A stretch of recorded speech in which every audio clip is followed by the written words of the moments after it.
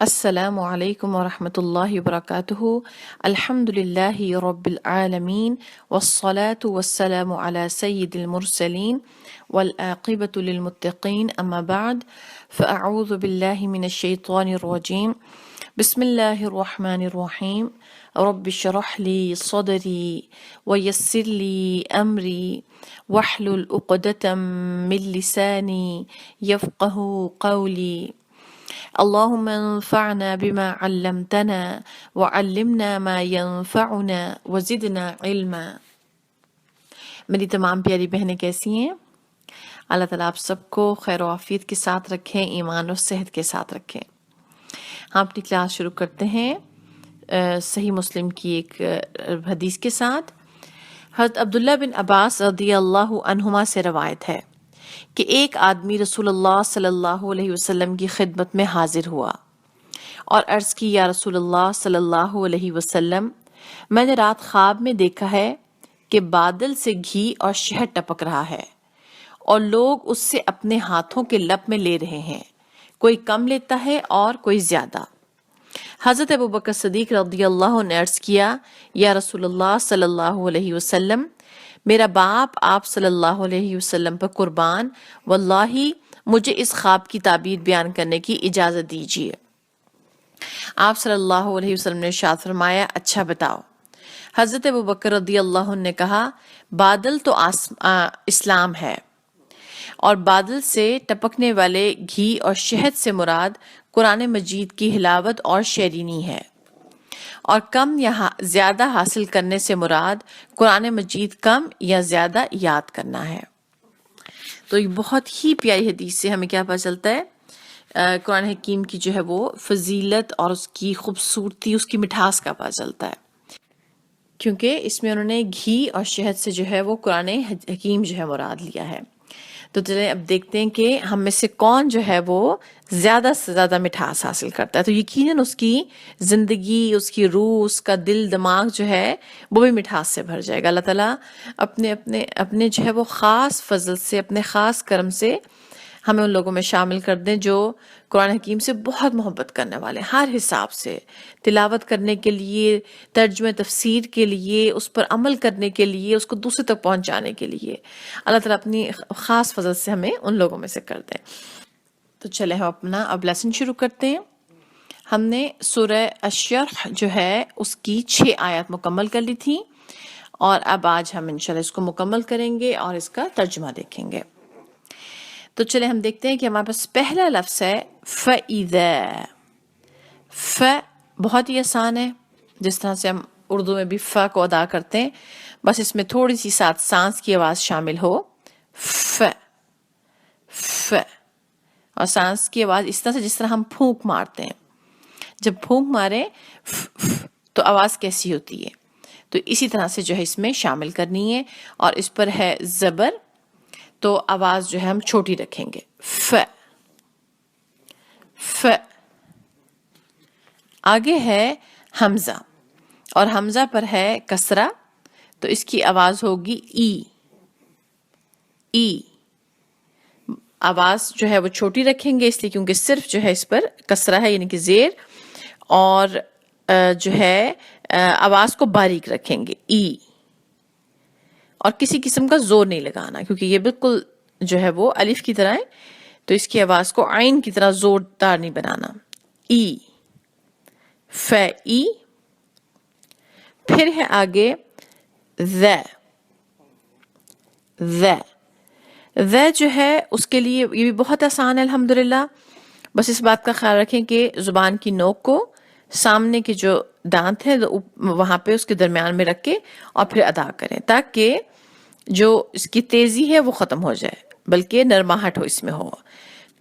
تو یہ زبر کے ساتھ ہو گیا ذ ذ، اور زبر کے بعد چونکہ الف آ رہا ہے تو ہم آواز کو تھوڑا سا لمبا کریں گے، تو یہ ہو جائے گا فَإِذَا فَإِذَا۔ آگے ہے فَرَغْتَ فَرَغْتَ۔ ف جیسا کہ ابھی ہم نے پیچھے دیکھا ہے، رو جو ہے اس کی آواز بھاری ہو اور ساتھ ہی جو ہے وہ واضح ہو. تو یہ ہو جائے گا فیرو فیرو. آگے ہے غوین. غوین کی آواز بھی تھوڑی محنت سے ادا کرنی پڑے گی. بالکل جہاں سے ہماری سانس کی نالی شروع ہوتی ہے وہاں سے ہمیں زور لگانا پڑے گا. تو یہ آواز ہے غو غو. آپ کبھی دیکھیں کہ اگر ہم نے ہمارے گلے میں جب کبھی درد ہو اور ہم اس میں جو ہے وہ غرارے کر رہے ہوں تو جو ہے آپ دیکھیے کہ جو پانی ڈالنے کے بعد ہماری جو آواز ہوتی ہے وہ یہی ہوتی ہے، اس لیے کیونکہ وہاں سے ہم اس کو پانی کو روک رہے ہوتے ہیں بالکل اسی جگہ سے. تو یہ آواز جو ہے وہ بنتی ہے. اس آواز کو واضح نکال لیں. اب چونکہ یہ جزم کے ساتھ ہے یعنی کہ سکون کے ساتھ، تو جو ہے آپ نے خیال رکھنا کہ جھٹکا نہ ہو اور آواز واضح بھی رہے. تو یہ ہو جائے گا فیروغ فیروغ. پھر ہے آگے تے. تے بالکل آسان ہے، اس پہ زبر ہے تو آواز کو چھوٹا رکھیں گے. فیروغ تے. پھر آگے ہے فن صوب. فا ہم نے دیکھ لیا تھا، نون جو ہے اس پر ہے جزم. اب یہاں پر ہم نون کی آواز کو جو ہے وہ ناک میں بھی لے کر جائیں گے. تو یہ ہو جائے گا فن، اور ساتھ ہی ہم نے آواز کو جو ہے وہ تھوڑا سا لمبا بھی کیا. فن. آگے ہے صوب. سو پر جو ہے آپ کو محنت کرنی پڑے گی کیونکہ اس کو باہر نکالنا، اس کے آواز کو باہر نکالنا آسان نہیں ہے.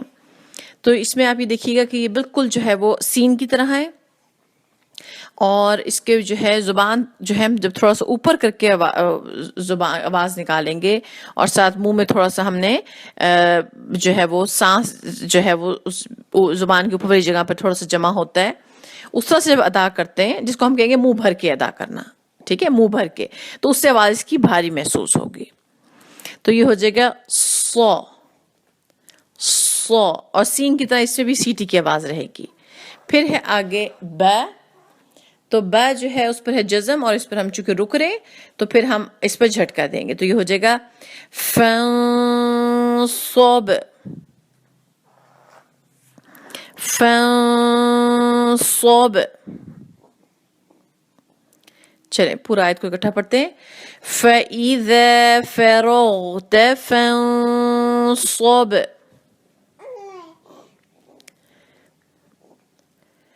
فَإِذَا فَرَغْتَ فَانصَبْ.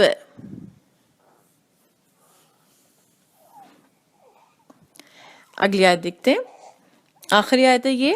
آگے ہے وَإِلَى. واو پہ جو ہے ہم ہونٹوں کو کریں گے گول تاکہ آواز ٹھیک نکلے. پھر اس پر ہے زبر تو آواز کو ہم چھوٹا رکھیں گے. و. آگے ہے ایلا. ای جو ہے اس کو ہم نے پیچھے بھی دیکھا تھا اذا میں. پھر ہے لا. لا پہ جو ہے کھڑی زبر ہے، آواز کو تھوڑا لمبا کریں گے تو یہ ہو جائے گا و ایلا. پھر ہے آگے ربک. رو ہم نے دیکھ لیا کس طرح سے پڑھنا ہے، بھاری ہونا چاہیے اور واضح. پھر ہے با. با پر ہے شدہ تو اس کو جو ہے ہم تھوڑا سا اس پر زور دیں گے. ربی. با پہ ہے زیر تو آواز کو باریک اور چھوٹا. ربی. پھر ہے کا جو ہے بالکل آسان ہے، کوئی اس سے محنت نہیں ہوئے گی، آسانی سے ادا ہوگا. آواز کو چھوٹا رکھیں گے. ربک. پھر ہے آگے فرغب. ہم نے دیکھ لیا تھا اس کو کس طرح سے ہم نے آواز کو واضح رکھنا ہے. رو بھی ہم نے دیکھ لیا تھا کہ آواز کو بھاری اور واضح ہونا چاہیے. تو واضح کرنے کے لیے میں نے آپ کو جس طرح پہلے کلاس میں بتاتی رہی ہوں، اس کا ٹپ یہ ہے کہ زبان کو جو نوک ہے وہ اوپر کے سامنے کے جو مسوڑے ہیں، گمز ہیں، اس کے بالکل قریب لے جائیں تو آواز پھر واضح ہوگی. تو یہ ہو جائے گا فیر. فیر. آپ دیکھیے گا رو پہ جھٹکا نہ ہو، فیر نہ ہو جائے. بہت آسانی سے جو ہے اس پر ہو سکتا ہے. غو میں نے آپ کو بتا دی تھا آواز کیسے نکلے گی. غو بالکل جہاں سے ہماری زبان جو ہے شروع، ہماری جو ہے سانس کی نالی شروع ہوتی ہے وہاں سے غو غو. پھر آگے ہے با، اور با پر ہے جزم یعنی کہ سکون. تو اب ہم یہاں پر جو ہے جھٹکا کریں گے جیسے ہم نے پچھلی آیت پہ کیا تھا. غوب غوب. آپ نوٹ کریں کہ با پہلے ادا ہوتا ہے اور پھر آواز با کی دوبارہ ہم لے کے آتے ہیں. غوب غوب. تو چلے آیت کو پورا پڑھتے ہیں اکٹھے. وَإِلَى رَبِّكَ فَارْغَب وَإِلَى رَبِّكَ فَارْغَب. الحمدللہ ہماری سورہ مکمل ہوئی. اب ہم اس کا ترجمہ دیکھتے ہیں. بسم اللہ الرحمن الرحیم. کیا ہم نے تیرا سینہ نہیں کھول دیا اور ہم نے تجھ پر سے تیرا بوجھ اتار دیا جس نے تیری پیٹھ توڑ دی تھی، اور ہم نے تیرا ذکر بلند کر دیا. بس یقیناً مشکل کے ساتھ آسانی ہے، بے شک مشکل کے ساتھ آسانی ہے. بس جب تو فارغ ہو تو عبادت میں محنت کر اور اپنے پروردگار ہی کی طرف دل لگا. اس سورہ میں رسول کریم صلی اللہ علیہ وسلم پر جو اللہ سبحانہ تعالیٰ کے احسانات تھے ان میں سے 3 احسانات کا ذکر ہے. پہلی چیز جو ہے اس میں سینے کا کھول دینا، جس سے مراد یہ ہے کہ انسان کا سینہ جو ہے وہ روشن ہو جائے، فراخ ہو جائے، اور جس سے وہ حق کو پہچان لے اور جو ہے حق جو ہے وہ دل میں سما بھی جائے. پھر دوسری آیت میں جو ہے فرمایا کہ ہمیں تجھ سے تیرا بوجھ اتار دیا. تو رسول کریم صلی اللہ علیہ وسلم کے لیے اللہ سبحانہ تعالیٰ نے جو تبلیغ کا کام تھا، جو اس راستے میں جتنی مشکلات تھیں اس کو برداشت کرنے کا حوصلہ اور ہمت دے دیا اور بوجھ کو جو ہے وہ ہلکا کر دیا. اور اس کے بعد جو ہے پھر اللہ سبحانہ تعالیٰ نے جو ہے رسول وسلم کا نام کو بلند کیا. جیسے کہ ہم دیکھتے ہیں کہ نماز میں رسول وسلم کا نام مبارک آتا ہے، اذان میں آتا ہے، قرآن حکیم میں جو ہے اللہ سبحانہ تعالیٰ کے اطاعت کے ساتھ ساتھ محمد وسلم کی اطاعت کا ساتھ ساتھ جو ہے حکم ہے اور اس کا جو ہے وہ ذکر ہے. اس کے بعد سبحانہ تعالیٰ نے جو ہے وہ مسلمانوں کو اور رسول وسلم کو خوشخبری دی کہ تم بالکل نہ گھبراؤ، تم بالکل فکر نہ کرو کہ تمہیں جتنی بھی مشکلات پیش آ رہی ہیں اس کے بعد تمہیں آسانی بھی مل جائے گی، تمہیں دنیا میں فراخی بھی مل جائے گی، جو کہ ہم خود دیکھتے ہیں کہ ہمیں اسلام کی تاریخ سے پتہ چلتا ہے کہ بہت مشکلات برداشت کرنے کے بعد پھر اللہ سبحانہ تعالیٰ نے ان کو آسانیاں بھی دی اور غلبہ بھی عطا کیا. اور اس کے بعد اللہ سبحانہ تعالیٰ نے رسول اللہ کریم صلی اللہ علیہ وسلم کو تلقین کی کہ آپ جو ہے اپنے کاموں سے جب فارغ ہوں، یعنی کہ تبلیغ کی تمام طرح محنتوں سے، ہر طرح کے کاموں سے، تو پھر آپ عبادت میں خوب محنت کریں اور اپنے پروردگار ہی کی طرف دل لگائیں، یعنی کہ اسی سے جنت کی امید رکھیں، اسی سے اپنی دعائیں جو ہے مانگیں، اسی سے تمام معاملات پہ اسی پہ بھروسہ رکھیں. تو ہمیں بھی جو ہے اس سورہ میں بہت سے ہمیں بھی لیسن ملتے ہیں. وہ یہ کہ جو ہے اسلام کا مل جانا جو ہے وہ بہت بہت بڑی نعمت ہے. مسلمان پیدا ہونا جو ہے ہمارے لیے بہت بڑی نعمت ہے. اس کے پھر ہمیں کوشش کرنی چاہیے کہ ہم جو اللہ تعالیٰ نے ہمیں جس چیز پہ پیدا کر دی اور ہمیں اس چیز کی محنت ہی نہیں کرنی پڑی کہ ہم اس کو ڈھونڈیں اور اس پر محنت کریں. ہمیں جو چیز مل گئی ہم اس کو اچھی طرح سمجھیں اور پہچانیں اور پھر اس کو جو ہے قبول کریں. پھر ہمیں جو ہے اس سورہ سے یہ پتہ چلتا ہے کہ جتنی مرضی بڑی مشکل ہو، جتنی مرضی بڑی تکلیف ہو، کبھی بھی نہیں گھبرانا چاہیے، پوری ہمت رکھنی چاہیے اس امید پہ کہ اس کے بعد آسانی بھی آ جائے گی. اور پھر اس کے بعد پھر ہمیں بھی چاہیے کہ ہم پورا دن جو ہے وہ اللہ کو راضی کرنے والے کام کریں، محنت کریں، اور جب ہمیں فرصت ہو تو ہمیں پتہ ہو کہ ہم اس کو جو ہے اللہ کے ذکر میں لگائیں، اللہ کی عبادت میں لگائیں. اللہ تعالیٰ اپنی رحمت سے ہمیں ان لوگوں میں شامل کر دے کہ جو کثرت سے اس کو یاد کرنے والے ہیں، تاکہ ہمارے دل بھی انتہائی اطمینان والے ہو جائے، انتہائی سکون والے ہو جائے. جزاکم اللہ خیرا کثیرا. السلام علیکم ورحمۃ اللہ وبرکاتہ. سبحانک اللہم وبحمدک، نشہد ان لا الہ الا انت، نستغفرک ونتوب الیک. فإذا فرغت فانصب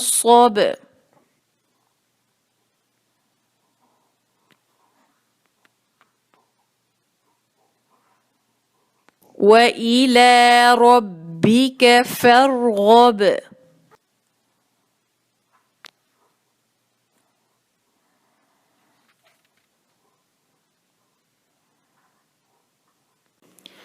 فإذا فرغت فانصب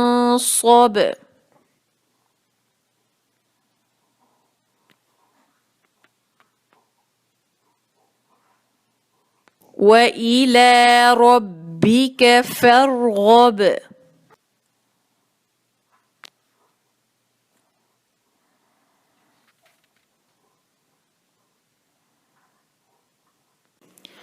فإذا فرغت فانصب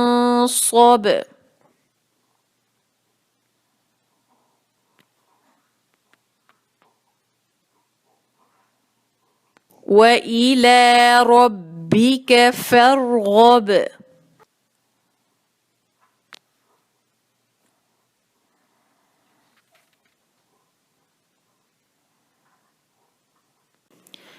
فإذا فرغت فانصب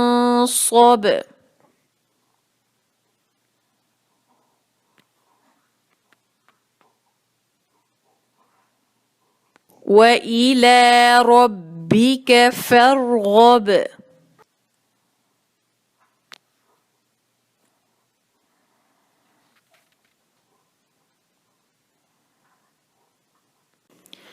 فإذا فرغت فانصب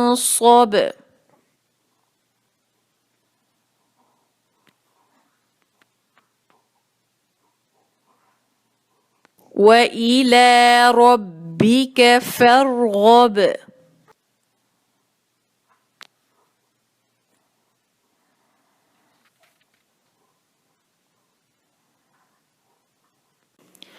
فإذا فرغت فانصب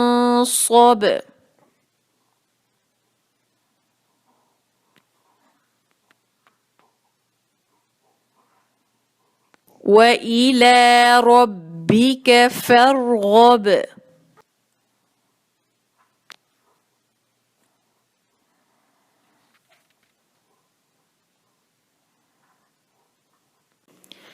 فإذا فرغت فانصب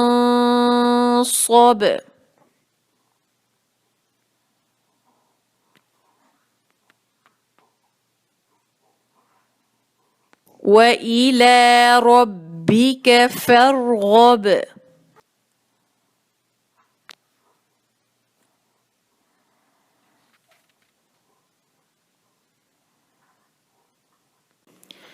فإذا فرغت فانصب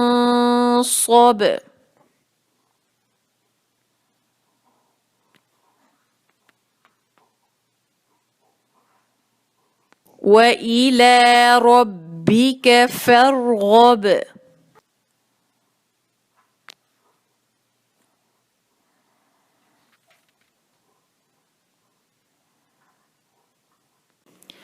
فإذا فرغت فانصب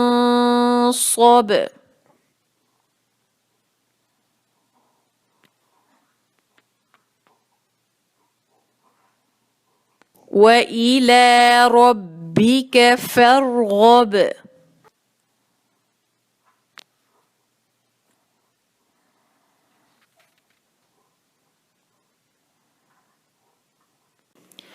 فإذا فرغت فانصب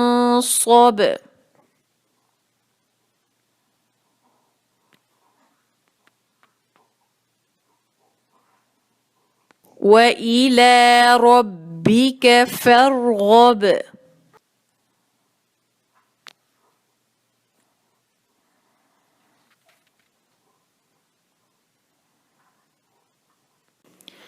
فإذا فرغت فانصب